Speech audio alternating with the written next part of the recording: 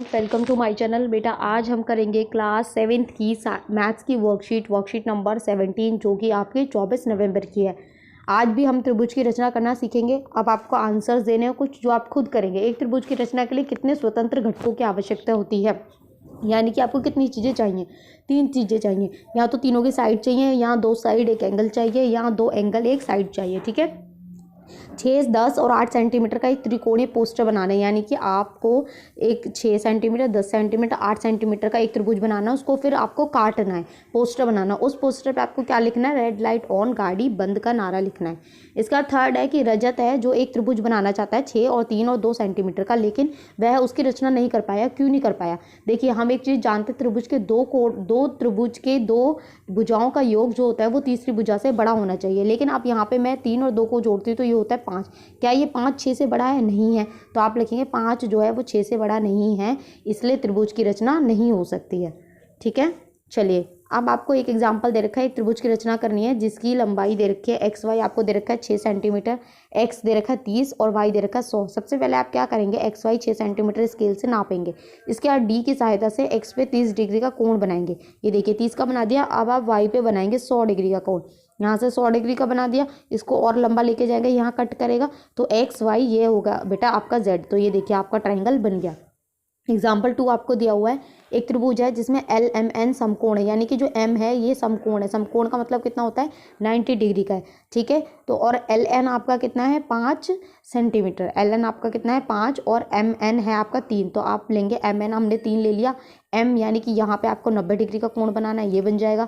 ये यहाँ कहीं आपका एल आएगा और एल और एन आपका कितना है? 5। आप प्रकार की सहायता से और स्केल की सहायता से 5 सेंटीमीटर उसको खोलेंगे, यहाँ प्रकार की नोक रखेंगे और चाप लगाएंगे। कहीं ये कट करेगा तो जहाँ भी कट करेगा इसको उससे मिला देंगे, ये आपका हो जाएगा एल और ये हो जाएगा आपका 5 सेंटीमीटर। ये देखिए आपका बना हुआ है।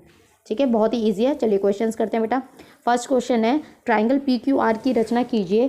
पी आपको 60 दिया है, क्यू आपको 30 दिया है और क्यू आर आपको 4.8 दिया है। तो इसमें देखिए आपको कुछ नहीं करना है।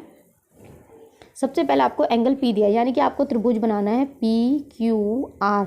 अब पी क्यू आर में आप क्या करेंगे? सबसे पहले हम लेंगे क्यू आर। क्यू आर आप लेंगे 4.8 सेंटीमीटर। क्यू आपको दिया है 30, तो आप ये ले लेंगे 30 डिग्री। लेकिन बेटा हमें आर नहीं पता है, आर हम कैसे निकालेंगे? देखिए तीनों त्रिभुज के कोण कितना, योग कितना होता है? 180। तो हमें 2 कोण दिए हुए 60 और 30, तो 60 और 30 को आप जोड़ेंगे तो ये हो जाएगा आपका 90। और 180 में से 90 को जब माइनस करेंगे 90, तो यानी कि आपका पी आर कितना आ जाएगा? 90 आ जाएगा। ठीक है, क्योंकि आर नहीं दिया ना, तो यहाँ हम 90 डिग्री का एंगल बनाएंगे। ये यहाँ कट करेगा, ये आपका हो जाएगा पी। ठीक है, पी क्यू आर, तो ये आपका त्रिभुज बन जाएगा। ऐसे आपका सेकंड क्वेश्चन है कि ये त्रिभुज की रचना हो सकती है या नहीं। एक त्रिभुज है, बी सी दिया है 5 सेंटीमीटर, आपने बी सी लिख दिया 5 सेंटीमीटर। एंगल बी दिया है 120, तो आपने 120 ही बना दिया। 80 दिया 60, तो आप यहाँ से जब 60 बनाएंगे तो 60 ऐसे आएगा। तो क्या होगा? ये बन नहीं पाएगा। क्यों नहीं बन पाएगा? इसका आप एक रीज़न लिख सकते हैं कि त्रिभुज के तीनों कोणों का योग 180 होता है, यानी कि angle A plus angle B plus angle C आपका कितना होना चाहिए? 180। एंगल ए हमें दिया नहीं है, एंगल बी हमें दिया हुआ है 120 और एंगल सी दिया है 60 बराबर 180। अब देखिए ये क्या हो जाएगा? एंगल ए प्लस 180 बराबर 180। अब ये तो भाई हमने ए को जोड़ा भी नहीं और ये 180 पहले से ही हो गया, तो ये तो असंभव है। तो आप लिखेंगे असंभव है। ठीक है, तो आपका ये आंसर हो जाएगा असंभव है।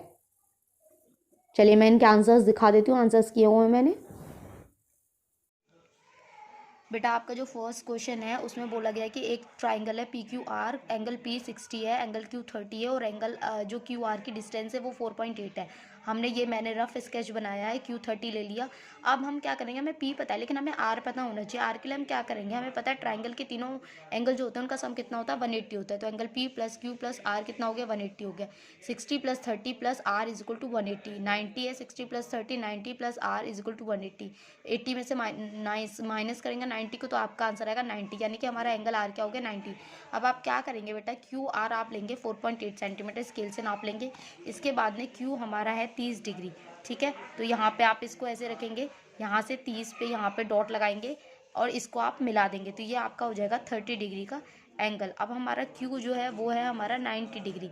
ठीक है, तो यहाँ पे इसको इस पर रखेंगे आप, और 90 डिग्री तो बिल्कुल स्ट्रेट ही होता है, पर फिर भी आप देख लीजिए 90, ये डॉट लगाया मैंने यहाँ पे। अब आप क्या करेंगे? इसको इससे मिला देंगे।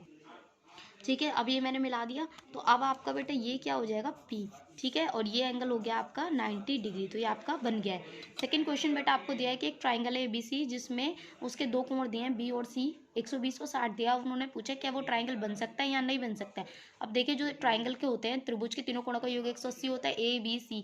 अब मैंने क्या AB 120 और 60 बराबर 180 120। अब यहाँ क्या हुआ है, ये तो तीनों का योग होना चाहिए था, तीनों का एडिशन 180 होना चाहिए था, यहाँ तो दो का ही एडिशन 180 बैठ रहा है, तो ये तो गलत हो गया है ना, तो विच इज़ नॉट पॉसिबल, इसलिए हमारा सेकंड क्वेश्चन का ट्राइंगल नहीं बन सकता है, असंभव है, हिंदी वालों के लिए असंभव है।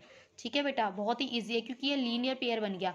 ठीक है, आप लिख सकते हैं यहाँ पे लीनियर पेयर भी लिख सकते हैं, वैसे तो ज़रूरत नहीं है। ठीक है, तो यहाँ आपकी वर्कशीट कंप्लीट होती है। आई होप आपको अच्छे से समझ में आई हो, तो प्लीज़ चैनल को लाइक करें, सब्सक्राइब करें, कमेंट करें। Thank you.